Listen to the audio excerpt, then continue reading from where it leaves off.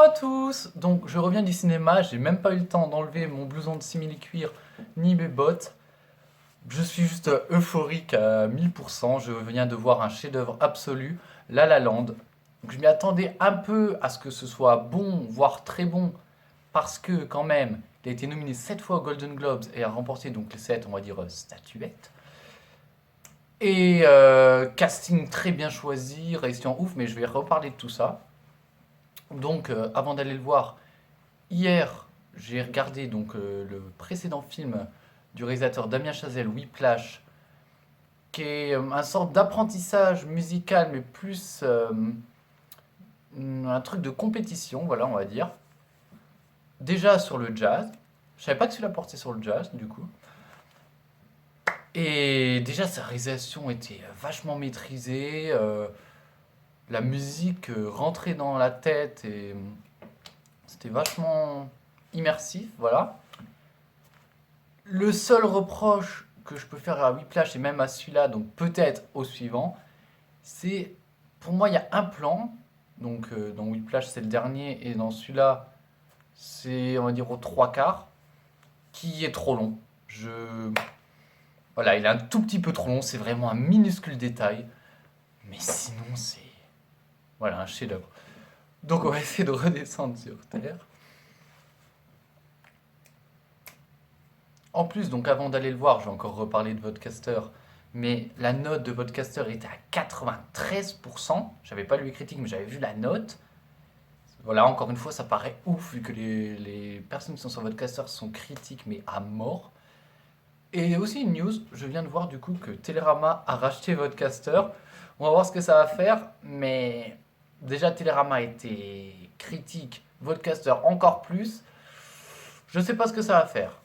Faudrait pas que du coup votre caster ça s'agisse à cause de Télérama ou inversement que Télérama voilà dise ouais ce film là me fait chier et tout, c'est pas possible.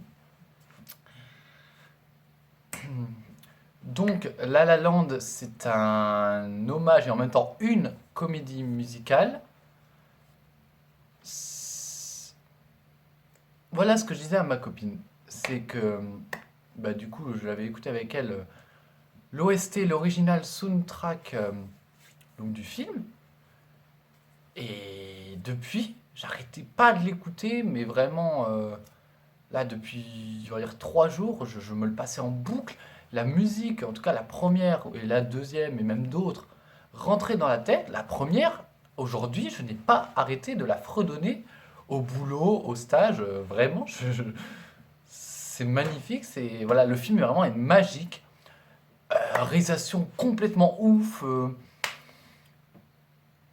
En fait, le film, il joue sur donc, le nostalgique des anciennes comédies musicales, avec, oui, les décors un peu, on va dire, carton-pâte, le voir à travers des fenêtres, passer d'un endroit à un autre, revenir, faire des chorégraphies millimétrées. La première scène, donc, qui est sur la chanson que j'ai en tête et que j'arrive pas à m'enlever, c'est... je vais pas vous dire où elle se passe du tout, mais ça fait un flash mob.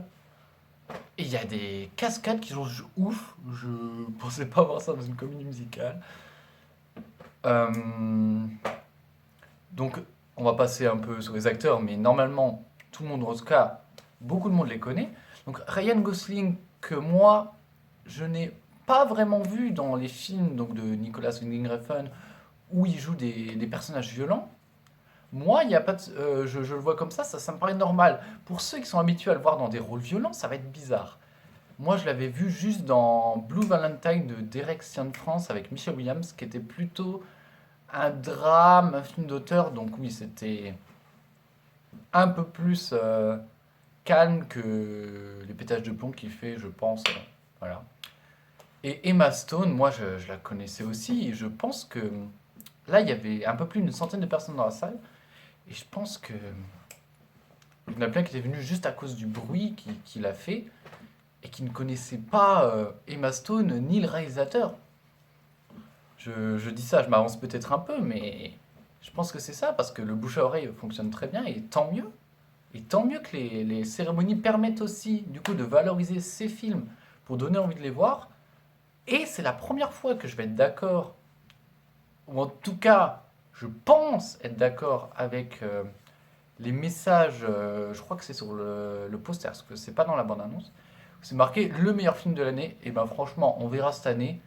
Mais je sais pas s'il y en a un qui arrivera à le détrôner. C'est comme je vous dis, à part une scène qui est un tout petit peu trop longue, chef-d'œuvre absolu. Ça fait longtemps que j'ai pas eu de films qui font autant du bien, qui waouh, émerveillé. Voilà, c'est l'émerveillement de tous les instants. Alors, ce qui est intéressant du coup que je voulais expliquer, c'est que quand on écoute l'OST, il faudra que je le fasse plus souvent s'il y a des OST sur les films que je vois. C'est du coup, bah là, vu que je l'apprécie, je m'en souvenais un peu de la musique et tout, mais on voit où les musiques prennent place dans le film et on se dit, ah ouais, très bonne idée et tout. Et c'est vraiment ça. Ça m'a fait pareil avec Comment c'est loin, je connaissais quasiment par cœur l'album et quand je suis allé le voir, je me suis dit, ah ouais, c'est pas mal et tout. Donc voilà, on va reparler du film un peu après, mais du coup, au niveau des spectateurs, ah oui, il y a une vieille qui arrive, elle fait oh, on va voir si c'est cucu. Je dis ok, tu penses. Ça, c'est voilà, ça, c'est des préjugés. Arrêtez d'avoir des préjugés négatifs surtout, même positifs. Moi, du coup, sur certains films, on peut avoir trop d'attentes et être déçu. Mais là, c'est l'inverse. Se dit ouais, bon. Après, je sais pas si elle a aimé, on s'en fout. Mais arrêtez d'avoir des préjugés. Regardez. Et ensuite, vous pourrez parler. Il n'y a pas de souci, argumentez, dites ce que vous voulez. Mais regardez d'abord. Donc voilà pour la vieille. Bon, à côté de moi, il y avait une. Ah, ça, c'est hyper intelligent. Il y avait une dame dans un moment qui sort son téléphone. Elle a pris une photo du film pour montrer à un de ses potes ou pas, je sais pas. Et à un moment, je sais plus pourquoi, du coup, c'est un peu dommage. Mais on va dire, avant les films, on peut avoir des messages publicitaires repris, je sais pas, par les M&M's, des trucs en disant oui, ah ouais, il y avait eu Madagascar une fois, les pingouins de Madagascar. Éteignez votre téléphone et tout, sur un ton comique, ou même il faut le faire. Et là, on a ça à un moment dans le film. Tout un discours sur spectateur agaçant, le téléphone et tout. Ça m'a fait trop plaisir. Voilà. Et dernière personne dont je voulais parler dans la salle, ou peut-être deux encore. Donc, ils étaient à trois quatre rangs devant moi, mais je les ai entendus. De personnes qui se demandaient si Emma Stone chantait vraiment les musiques, donc. Et bah, sur l'OST, c'était marqué, donc moi je me disais oui. Et au final, le générique, il y en a juste une qui apparemment n'est pas chantée par elle. Donc elle doit être en playback sur la deuxième musique de l'OST, mais le reste, elle le chante vraiment, et en même temps, ça colle à son personnage, et on en a besoin. Et donc, dernière personne derrière moi, quand il y a eu... Voilà, c'est la seule musique qui fait jazz, mais un peu différent. Il se demandait quel chanteur, quel artiste l'interprétait, parce qu'il le connaissait, il reconnaissait. Moi, des fois, un artiste, voilà, je vais reconnaître au niveau de la voix et tout. Là, je le sais parce que j'ai écouté l'OST, sinon je l'aurais pas su. Donc voilà, c'est un chanteur, musicien depuis un an, peut-être un peu plus, qui est vachement connu. Moi, je connais que ses succès du coup, donc voilà, mais ça marche bien. Oui, donc c'est ça que je voulais dire le film. C'est vraiment nostalgique par rapport aux comédies musicales, à certaines réalisations, certains types de plans. Et de l'autre côté, au contraire, ça apporte de la modernité. Je regardais du coup la critique le vlog de Whiplash de Durandal, et il parlait qu'à la fin, donc entre on va dire le combat final, même si ça n'est pas vraiment un, il y avait des plans hyper rapides où la caméra faisait clac, clac, clac, clac. Moi, ça m'avait pas percuté hier. J'ai regardé tard, mais même. Et ici, vers la fin, oui, on voit, il maîtrise la caméra, c'est assez ouf de faire clac, rester net, et ouais, ça marche très très bien. Donc il y a vraiment de tout. On a du travelling, on a du zoom, on a un jeu avec les ombres.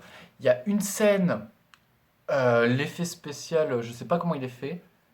À part si c'est un fond vert, du coup, j'espère que Durandal pourra me donner la réponse. Euh, Voilà, on peut avoir une caméra qui tourne. vraiment, je pense qu'il y a au moins, vraiment, au moins 20 types de plans et de scènes dans ce film. Donc il dure 2h08, mais ça, on s'en fout, on s'éclate. Bah, on s'éclate, c'est pas un film comique, même s'il y a des gags et tout, ça fait sourire. Non, c'est un mélange de plein de choses. Donc Emma Stone est une excellente actrice, elle joue tout, mais à la perfection, la comédie, le drame, et tout, on voit tout dans ce film, tout son registre. Donc pour ceux qui ne la connaissent pas, elle a joué chez Woody Allen dans Magic in the Moonlight, mais je crois qu'elle s'est fait connaître donc avec le teen movie Easy A, que j'avais déjà vu, que j'ai revu avec ma copine, et que voilà, qui prend un contre-pied des teen movies classiques, donc je vous recommande vachement, c'est assez sympa. Elle a joué, je crois, dans Gangster Squad. Du coup, il y avait déjà Ryan Gosling. Ouais, donc ils avaient déjà joué ensemble, mais ça, je me souvenais plus. Oui, l'alchimie des deux fonctionne à merveille. Que dire d'autre Du coup, comme je dis pour plein de films, et ben là, c'est prévisible, mais on s'en fout totalement. Parce que la comédie musicale, parce que le genre de la comédie musicale, de base, c'est prévisible. On sait ce qui va se passer. Donc là, comme dans un, on va dire un buddy movie, mais même si c'est pas vraiment ça, le buddy movie, c'est deux personnages qui s'aiment pas, qui s'apprécient pas du tout et qui vont devoir travailler ensemble, et au final ils vont s'apprécier. Donc là, il y a ça, mais pas que. Et même à la fin, il y a une scène, mais je me dis ouais, c'est cool, mais ça fait bizarre, c'est pas très cohérent. Et là, du coup, la scène, elle se poursuit, et là, tu comprends et tu dis ah oui, là ça va, c'est normal. Et rien que le début, c'est l'écran donc qui commence en 4 tiers, je crois, et qui s'étire, et en fait c'est marqué cinémascope et ça s'ouvre, donc rien que là, on monte ce qu'est le cinémascope. À un moment, on passe devant un décor de cinéma. Elle, dans le film, donc elle veut être actrice, lui il veut ouvrir son club de jazz, et en fait, le film c'est ça. Ça montre, et en même temps, c'est ce que j'ai toujours voulu, c'est être en couple et que chacun pousse l'autre à réussir ce qu'il entreprend. Ah, voilà. Donc vraiment une motivation, et c'est ce que le film montre, donc ça... Je suis totalement d'accord avec ce qu'il fait, et ça me captive, mais surtout ça me transporte. Dans ce film, il y a aussi du coup l'acteur de Whiplash. Oui, ce que je voulais dire aussi, c'est que il y a plein de gens qui ont dû venir à cause du bruit, et qui n'ont sûrement pas vu Whiplash. Moi, je l'avais acheté du coup à Fnac dans les DVD 5 à 30 euros, et je me suis regardé la veille pour voir un peu ce qu'il pouvait faire en matière de réalisation et tout, scénario. Donc voilà, il faut regarder Whiplash, mais autant Whiplash, non, j'ai bien aimé franchement, on découvre un réalisateur. Damien Chazelle, je pense, c'est un réalisateur à suivre, et dès que son prochain film sort, je foncerai même sans savoir ce que c'est, je pense, parce que c'est maîtrisé, c'est intéressant, et c'est pas de la redite. Du coup, Whiplash, j'avais beaucoup aimé hier soir, mais alors La La Land, il est encore au-dessus. C'est impressionnant pour un deuxième film de sortir un chef-d'œuvre absolu. Un deuxième film au cinéma, je crois qu'il en sortit un avant, mais on n'a pas pu voir. Oui, donc dans ce film revient l'acteur qui a eu l'Oscar du meilleur second rôle, J.K. Simmons dans Whiplash, celui qui joue le prof sadiste. Et là, il joue juste un petit rôle, mais c'est tout, ça fait plaisir de le voir. Du coup, ça fait une référence. Et si on n'a pas vu Whiplash, et ben on dira, oui, on va pas trop comprendre ça. Ryan Gosling, je sais pas s'il a déjà fait de la musique quand il était petit ou du piano, parce que du coup, dans ce film, il est impressionnant au piano, c'est fou. Voilà, ce film aurait pu s'appeler Deux paumés à Los Angeles, oui, donc parce que ça se passe à LA. Et ils l'ont appelé La La Land. Alors, je sais pas pourquoi, mais du coup, ça permet de. Il a voulu trouver, je pense, un nom original, et ça permet de. On dit La La Land, voilà, on pense tout de suite à ça, pas à autre chose, de le marquer, de le différencier.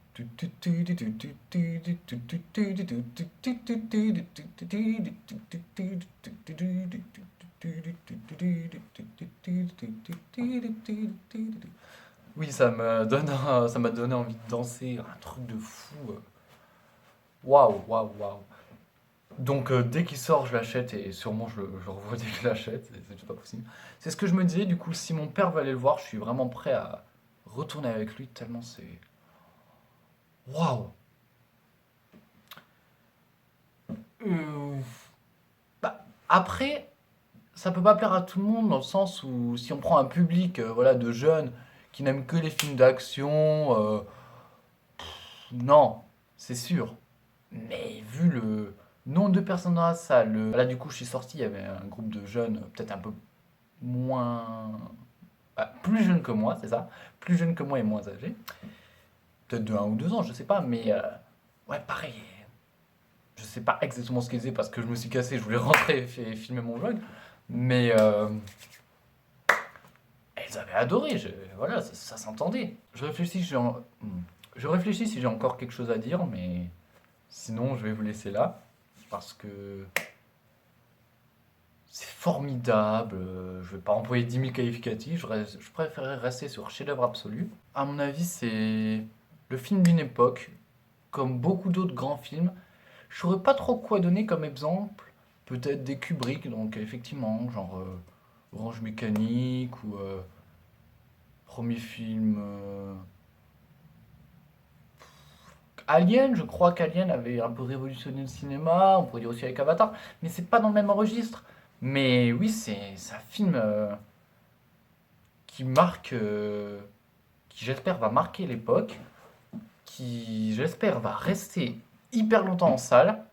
Je crois le plus longtemps que j'ai vu qui est resté en salle, c'était un Monstre à Paris, parce que quand j'ai eu Kinépolis de Saint-Julien-MS, je l'avais vu il y a énormément de temps, mais peut-être 3 4 5 mois après, il était encore, je comprenais pas, mais tant mieux.